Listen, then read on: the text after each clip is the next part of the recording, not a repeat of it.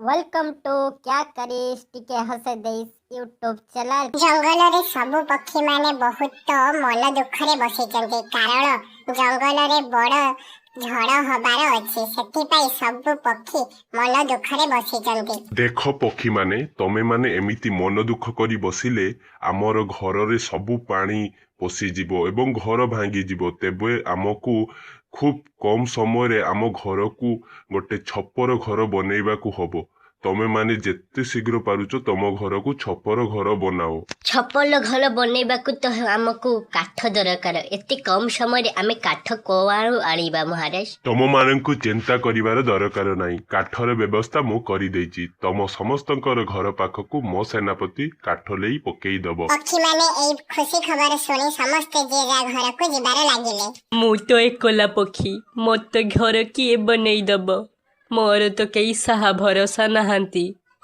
आले तुम चिंता करूच काहेकि तमे मो घर लई जीव तुमको चिंता करिवार दरकार नाही। मु वर्षा काकर रे पछे रही जीबी किंतु तो घरे बिल्कुल भी रहीमिनी। तो घर रहीबी हाउ हाउ चुनचुनी माउछी समय पड़िले किए का कल लइब छबु देखै दब।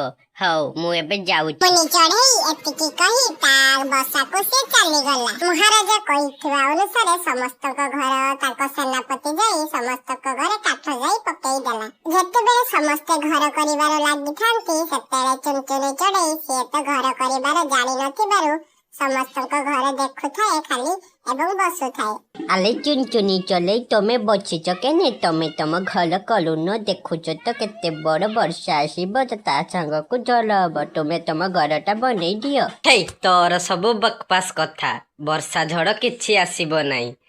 तमे तम घर बनाओ मोर घर दरकार नाही। चुनचुनी चढ़ई कथा सब परहास करी सेठारे से चली